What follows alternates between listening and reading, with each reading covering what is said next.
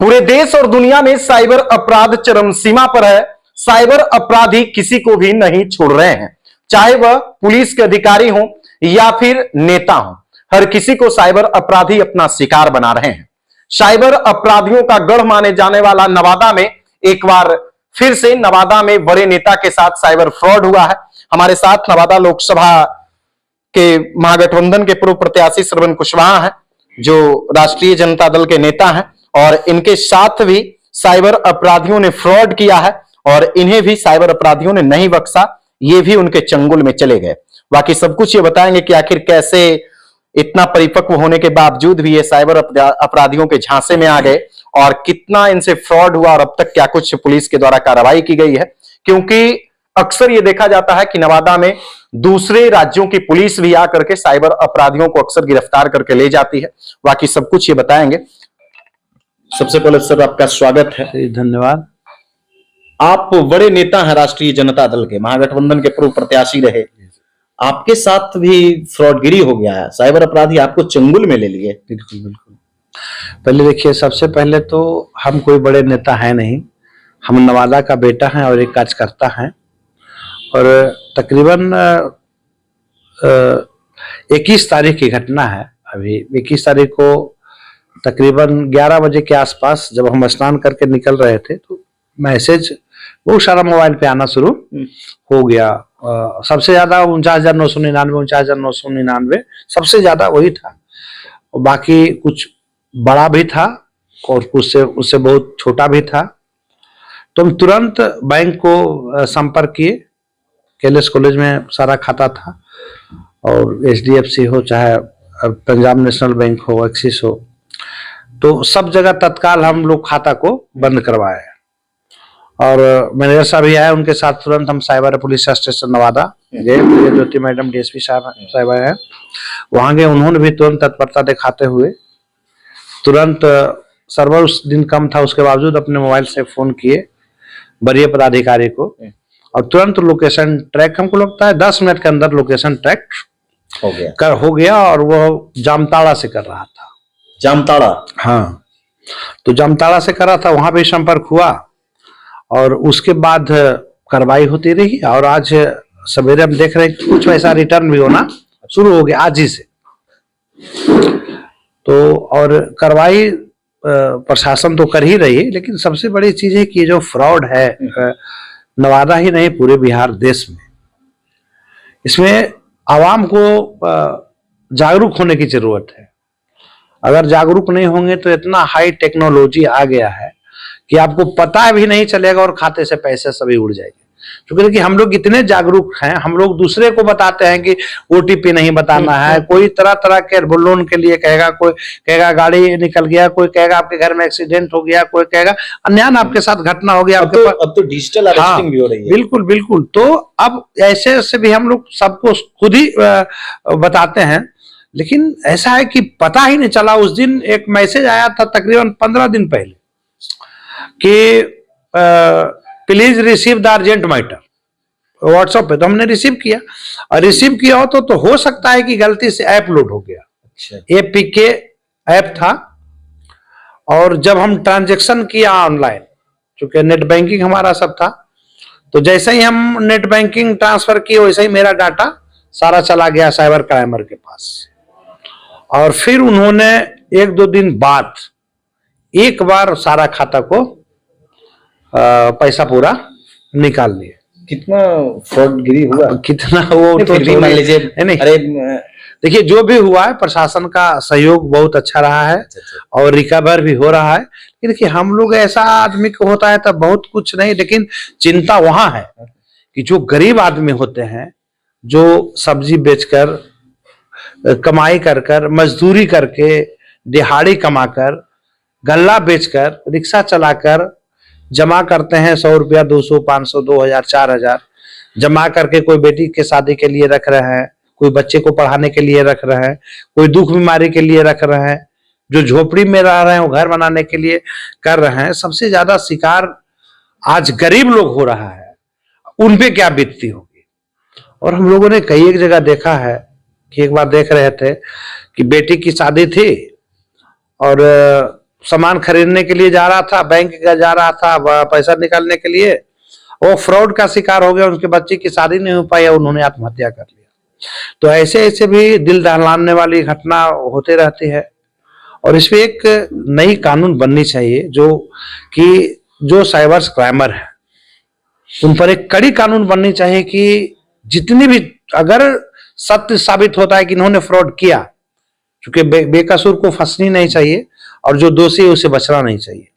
अगर पूरी तरह से पता चल जाए या प्रूफ हो जाए कि इन्होंने क्राइम किया है, इन्होंने ठगी का अधिक शिकार अधिक लोगों को बनाया है, वैसे व्यक्ति पर कड़ी कानूनी कार्रवाई होते हुए उसकी सारा संपत्ति सीज कर लेनी चाहिए।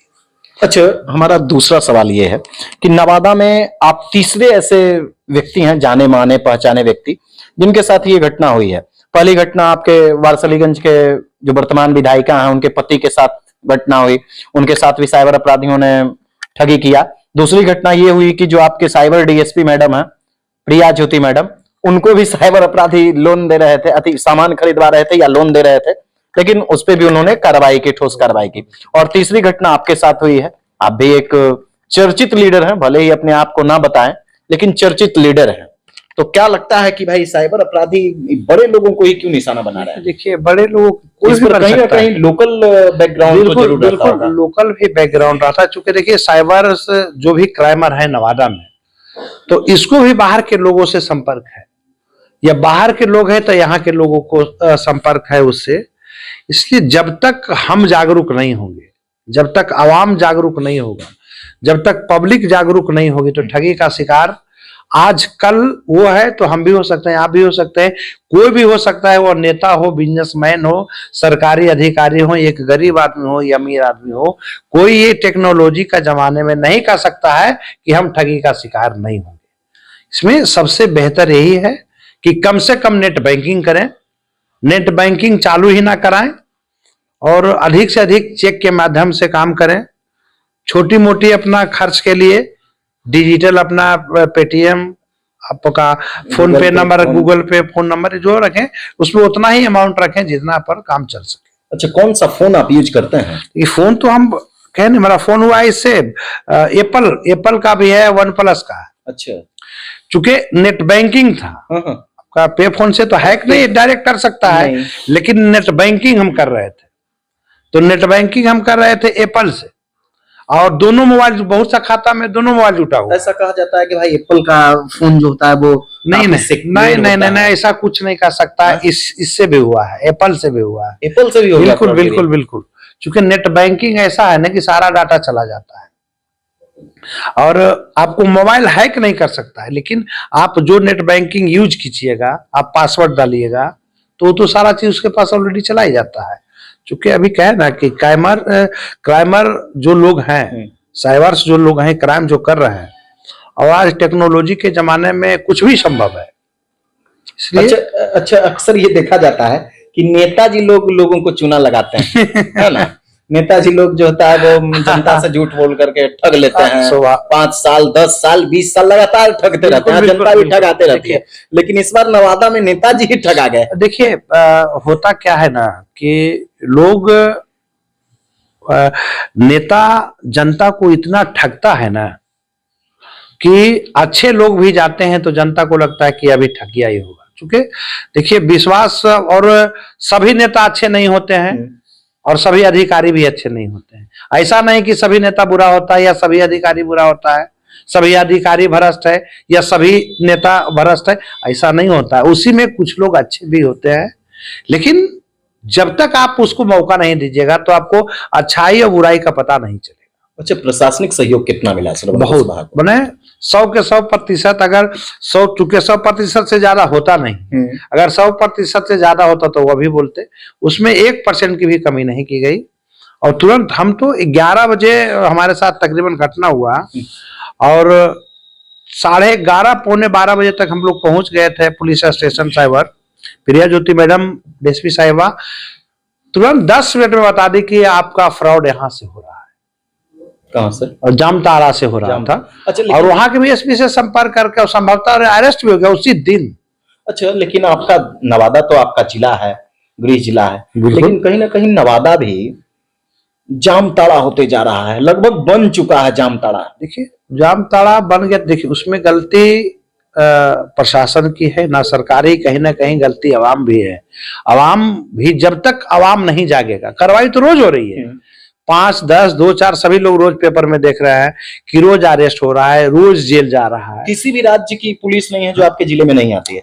स्वाभाविक है, आज हमारे सबसे बेरोजगार तो भी बिहार है। पूरे बिहार में अगर आप देख लीजिएगा तो सबसे ज्यादा लोग बेरोजगार बिहार में।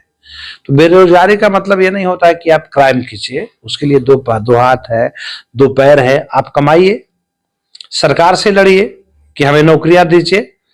आप उसके लिए बहुत सारा नियम कानून बना हुआ है। ये नहीं है कि आप गलत काम करके पैसा कमाइए, किसी को ठगी कर लीजिए, सबका कहाँ जाएगा, आज नहीं तो कल पड़ेगा। आपने कहा कि हम बड़े नेता नहीं है, छोटे नेता हैं, लेकिन वो साइबर अपराधी लोग सोच लिया होगा कि ना छोटा नेता नहीं है, टिकट ले आना बड़ा नेता का काम है। देखिए नहीं, हम लोग मेहनत करने वाले व्यक्ति हैं और उनको लगा होगा कि भाई कहीं टिकटवा लाए हैं तो इनके पास अभी बचल पैसा होगा ना। देखिए तो सब जनता का प्यार दुलार आशीर्वाद है। आज तक तो भगवान के दया से किसी चीज का कमी हुआ नहीं है और हम लोग टूटे हैं भी नहीं और ना तो कभी टूटेंगे। बस ऊपर वाला का आशीर्वाद रहना चाहिए, बाकी तो सब ठीक है, कोई दिक्कत तो है नहीं। लेकिन क्या कहिएगा जो आपके वीडियो को दूसरे राज्य के भी लोग देख रहे हैं या फिर बिहार के अन्य जिले के लोग भी जो देख रहे हैं, उनको क्या कहिएगा, साइबर अपराध के प्रति क्या कहिएगा उनको, देखिए साइबर को जागरूक रहे? देखिए सबसे पहले तो हम सभी लोगों को है कि जहां भी साइबर हो रहा है, आप विलंब पुलिस प्रशासन को, हर घर में मोबाइल है, तुरंत सूचना दे कि यहाँ से साइबर क्राइम हो रहा है, नहीं तो कोई भी नहीं बचेगा। और एक दिन व एक समय ऐसा आ जाएगा कि हर घर में क्रिमिनल्स, हर घर में साइबर्स पैदा हो जाएंगे और ये कोई अच्छा नहीं चीज नहीं है। आज अगर हम गलत काम कर रहे हैं, आप गलत काम या कोई भी नेसेसरी अगर गलत काम करता है तो उसको आदत पड़ते चली जाती है और वही सबसे बड़ा विनाश का कारण होता है। विनाश होना है उसको, जो भी गरीब लोग को सता रहा है, गरीब का पैसा ठग रहा है, लूट रहा है, किसी का दुख दर्द के लिए पैसा है, बीमारी के लिए पैसा है, इलाज के लिए पैसा है, बेटी का शादी के लिए पैसा है या शिक्षा बाल बच्चे को पढ़ाने के लिए पैसा कमा के रखा है, वैसे लोग को ठगा जा रहा है। तो ठगने वाला तो आबाद नहीं हो सकता है, कभी जीवन में वो खुश नहीं हो सकता है। समय जो लग जाए, ठगने वाला कभी अमीर नहीं हो सकता है। पैसा बहुत कमा लेगा लेकिन दिल से वो अमीर कभी नहीं हो सकता। तो देखिए ये हमारे साथ श्रवण कुशवाहा हैं जो नवादा लोकसभा संसदीय क्षेत्र से महागठबंधन के उम्मीदवार रहे हैं और इनके साथ भी फ्रॉडगिरी हो गया, साइबर अपराधियों ने इनको भी नहीं बख्शा और ये भी साइबर अपराधियों के चंगुल में चले गए। लेकिन साइबर थाना की पुलिस ने इन्हें सहयोग किया है और लगभग अब इन्हें मदद भी मिलनी शुरू हो गई है। साइबर अपराधियों को गिरफ्तार भी किया जा चुका है। आप भी अगर इस वीडियो को देख रहे हैं तो ज्यादा से ज्यादा लोगों तक शेयर कीजिएगा। कैसे साइबर अपराधी आपको भी निशाना बना सकते हैं और आपके बैंक अकाउंट को देखते ही देखते खलास कर देंगे, खत्म कर देंगे, वो श्रवण कुशवाहा खुद बता रहे हैं कि अब एपीके ऐप के माध्यम से लोग आपके डाटा को हैक करते हैं। अब तो नया साइबर का एक ट्रेंड चल चुका है डिजिटल अरेस्टिंग का, उसके माध्यम से भी AI वॉइस के माध्यम से लोगों से ठगी किया जा रहा है। तो हम भी आपसे अपील करते हैं, जनादेश न्यूज नेटवर्क भी आपसे अपील करता है कि आप भी साइबर अपराध के प्रति जागरूक रहें। किसी अनजाने व्यक्ति को OTP या फिर किसी अनजाने ऐप पे आप भरोसा नहीं करें और इस वीडियो को ज्यादा से ज्यादा लोगों तक शेयर कीजिए। वीडियो देखने के लिए धन्यवाद।